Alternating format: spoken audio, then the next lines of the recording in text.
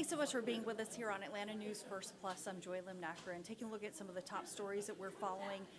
We do want to let you know about this unfortunate tragedy involving a child that was found dead in a hot car. Let me show you some footage captured by our crews at the scene. And this is something that is being investigated by Cobb County detectives right now. The child was found dead inside the car during the peak of yesterday's heat. Again, this is in Cobb County. Atlanta News First reporter Rebecca Schramm has more. We've learned the Major Crimes Unit is on this case. Detectives are looking into whether this was some sort of criminal negligence or whether it was a tragic accident.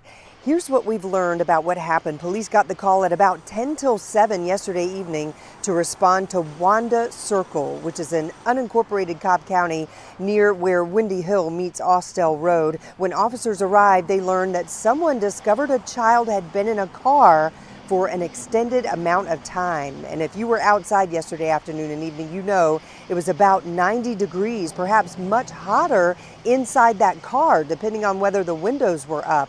Paramedics rushed the child to the hospital, but it was too late. The child did not survive. We spoke with a neighbor who says it was a horrible moment when people started realizing what was happening. They were brought into the house blue-faced, and next thing I know, people are screaming, and 911 got called, and it's a tragedy. She says other small children live in that home, and they were there when all of this was happening. We're working this morning to learn the identity of the child and also the circumstances that led to the child's death. At police headquarters in Cobb County, Rebecca Schramm, Atlanta News First. And thanks so much, Rebecca, for that report. We're going to keep following the latest there. Also want to update you on the latest on the YSL trial, which is now essentially in limbo. Obviously, it's been a historically long, painstakingly long trial involving Atlanta rapper Young Thug and, of course, his co-defendants. Well, defense attorneys want the judge now to get kicked off the case. And as a result of all this, as a result of the various motions that have been filed, well, now the trial is on hold. Atlanta News First reporter Rachel Aragon has more. You're back on the record. The big question in a historically long YSL trial: what happens if Judge Ural Glanville is removed? What happens to the entirety of the case, and since he didn't recuse before? The case can move in many directions since it's currently on hold until a judge rules on whether to recuse Judge Glanville. We've gamed everything out. We know what we're going to do based on all the options that could happen. Defense attorney Doug Weinstein, who represents co-defendant Diamante Kendrick, says there's no telling when a jury could be back in the courtroom. Right now, the case could be the hands of several judges. You've got the initial judge who's going to decide whether Chief Judge Glanville should be recused. And then you've got the judge that comes in to replace Chief Judge Glanville. And then that judge will decide, what do I do now? Do I just sub in and continue? Is there a mistrial? What do we do? While Weinstein has filed one of the motions to recuse Judge Glanville, I attempted to, for example, put a clock on the prosecution, limit the number of witnesses. He also filed other motions to speed up the trial that's dragged on for months. They should have had bond the entirety of the time. Several YSL defense attorneys say if Judge Glanville is recused, they would request their clients be released on bond. But what about the jurors who've been sitting in the courtroom for about 7 months and now in limbo? Who wouldn't feel sorry for these poor jurors who've been yanked in and out of court? Rachel Aragon, Atlanta News First.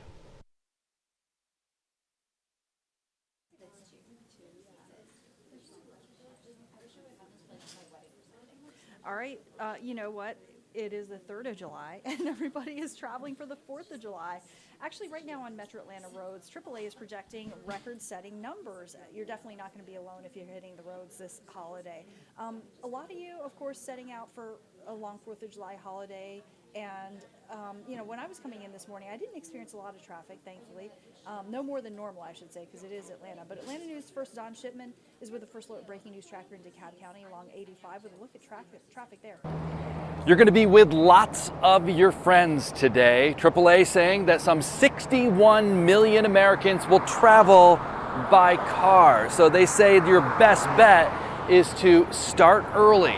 take a look right here, because this is the times that you really want to try to avoid, that being between 2 p.m. and 7 p.m. today. And here's why. For perspective, an additional 2.8 million travelers will join you on the roads this year. That's compared to last year.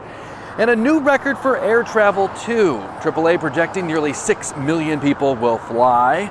I talked with a traveler at Hartsfield-Jackson Atlanta International Airport, returning home to Atlanta from a vacation in Hawaii. We actually flew from Maui to Honolulu, had a 4-hour layover, and then Honolulu to Atlanta. So a long flight, but was it kind of hassle-free? How was it? Very hassle-free, not a problem at all. Delightful, actually. And we're back here in DeKalb, just off of 85, and your next big travel day is going to be this coming Sunday and even Monday. In DeKalb, Don Shipman, Atlanta News First. All right, and of course, ahead of the holiday, everybody's wondering about the forecast, and there's expected to be dangerous heat tomorrow for the 4th of July holiday, possibly storms Friday. Here's First Alert meteorologist Courtney Jacobazi with a look at your full First Alert forecast. Yeah, a dangerous heat, so the heat and humidity ramping right back up. I hope you enjoyed yesterday. Very, very brief relief from the really high heat and humidity. We had that nice breeze to work with. That is going to be a thing of the past, y'all. So we have First Alert weather day for tomorrow for the dangerously high heat, and then storms on Friday. We'll enter into a wetter pattern, which I know isn't great with all of the plans that are going to be ongoing this weekend, but we need the rain desperately. So we'll talk about everything you need to know to get you through this 4th of July holiday and ultimately the holiday weekend. But we'll start with today. Today is going to be hot and humid, highs in the low 90s. We had very cloudy skies to start, if not overcast conditions to start, and that was just a testament to the moisture that made its return back to the forecast. Felt a little soupy out there this morning. If you live up in the mountains, you still were graced with a little bit of that slightly lower humidity, but most of us are back into that air you can wear kind of feel, very thick. But that will continue through the day today. It will be humid, it will be hot, with a small chance for afternoon storms, a few isolated storms possible, and we'll see a little more sunshine as we make our way through the day today with partly sunny skies expected. Now, of course, tomorrow is the 4th of July, which means a lot of things. You'll be having barbecues, doing fireworks, but for a lot of you at home, it means the Peachtree Road Race. That kicks off tomorrow morning, and temperatures will be in the mid-70s at that point, around 7 o'clock. We'll see a little more sunshine tomorrow, and temperatures by the time you're ending the race and making your way into Piedmont Park will already be closer to 90 degrees, but guess what? By 9 o'clock, it's already going to feel like the 90s. So a very hot and humid one tomorrow, dry, no rain expected, but just make sure you're drinking plenty of water, hydrating even tonight beforehand, taking in something with some electrolytes. That'll really do well for you tomorrow. Let's take you through the feels like temperatures, because that will be the big story really today, and then even more so obviously tomorrow. That's the reason for our First Alert weather day tomorrow. By 5 o'clock tonight, temperatures will be in the mid to upper 90s. So notice you're headed home from work today. Maybe you're commuting to where you want to go for the 4th of July holiday. Maybe you're having some early barbecues. It will feel more like the mid to upper 90s, even triple digits in some spots like Eatonton. Now, tomorrow morning, 8 a.m., we're feeling more like the mid to upper 70s, which is where we're going to be at anyway. But by 9 o'clock, notice already feeling more like the low to mid 80s. By 2 p.m., it's going to already feel like the upper 90s to triple digits, feeling like 102 in Rome and Canton and Covington, 103 in Eatonton, 100 in LaGrange, 98 in Atlanta. So feels like temperatures in the triple digits as we make our way past lunchtime. That will continue all the way to about 8 o'clock at night. We have the potential to feel more like the triple digits in a handful of spots. So that is the reason for our First Alert weather day. We have a heat advisory because of feels like temperatures of upwards of 102 degrees or hotter between 1 and 7 tomorrow. And then we'll finally start to cool off as we head through the overnight. But I say cool very lightly. Cool will mean mid to upper 70s through the overnight rather than feeling more like the triple digits. Let's talk about the rain chance, because we do have a chance for a few scattered showers and thunderstorms. A slightly higher coverage for your 4th of July holiday. After 2 o'clock, a few isolated storms will be possible. Any storms that develop could carry some heavy rain. We have a lot of moisture in the air. You feel that on your skin in the form of humidity. But as showers and thunderstorms develop, they take advantage of that moisture and create some heavy downpours. But that'll honestly help cool you off a little bit. So if you get a little bit of rain the next couple of days, count your blessings, because you'll feel the wind start to pick up. It'll offer you a little shade and then a little bit of a cool down briefly, of course, because you know good and well once those storms get out of the way and the sunshine comes right back, it feels like a sauna. I call it a free facial. You stand outside and all of a sudden all that steam rises back up.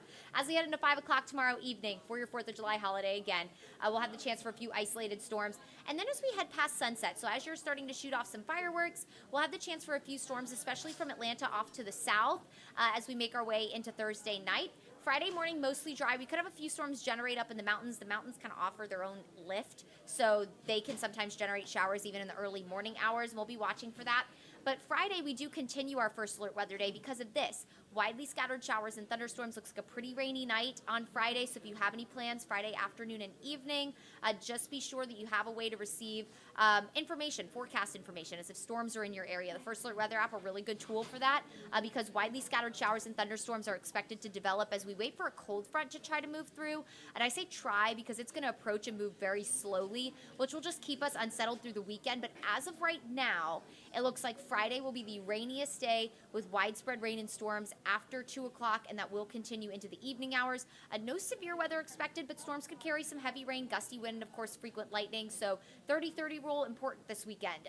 You hear thunder, wait 30 minutes until you go back outside because you just want to wait for those storms to pass and get out of at least a safe distance range away from you over the weekend. So again, Friday, a pretty rainy and stormy day. Now, the weekend, there's a lot of question marks with the weekend. So this cold front is going to try to move through. Some models are hinting that some drier air could actually usher in, which isn't out of the realm of possibility. So we're going to be watching the weekend carefully. Right now, a 40% coverage of showers and storms Saturday and Sunday, so you could be dodging storms on and off, especially for the afternoon hours on Saturday and Sunday. And then as we head into Monday, it looks like that front will actually move a little closer to the area, so we'll increase that coverage of rain to 50%. But right now, again, Friday, the wettest day for us. All in all, through Monday night, we could pick up over 1 inch to 1.5 inches of rain, and we only picked up 1.74 inches of rain for the entire month of June. And within just a few days, we could exceed how much rain we picked up for the month of June, if not get very close to it. So very beneficial rainfall. I know it's on a holiday weekend, but it's not going to wash out your plans. It won't be an all-day rain, but you will be dodging showers and thunderstorms, especially for the afternoon. Just something to think about as you're making your outdoor plans this weekend. Just make sure that you have a way to head inside if you're heading out to the lake. Just make sure that you're paying attention to radar so that if storms are incoming, that you're making your way back at a decent time so that you're not out in the middle of the water when storms are rolling through. Been there, done that. It's not fun.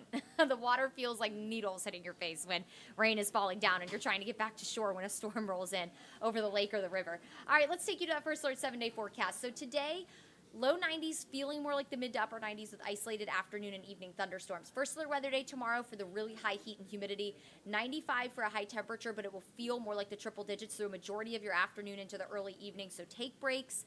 Make sure you're hydrating tomorrow. And we'll have the chance for a few isolated afternoon and evening thunderstorms. Some of those could continue into the evening for fireworks. And then as we head into Friday, first alert weather day for widespread storms, mainly for the afternoon and evening. And we'll stay unsettled with temperatures in the 90s all the way through next Tuesday. All right, everyone, thanks so much for spending some time with us here on Atlanta News First Plus to get your forecast and your top stories. I do want to note we have an updated forecast on Hurricane Beryl that is very close to Jamaica right now. So if you want information on that, just go to atlantanewsfirst.com and you can find the latest forecast track on Beryl, and we'll continue to update that story throughout the day. Make it a wonderful Wednesday and a safe holiday weekend, everyone. We'll catch you here next time.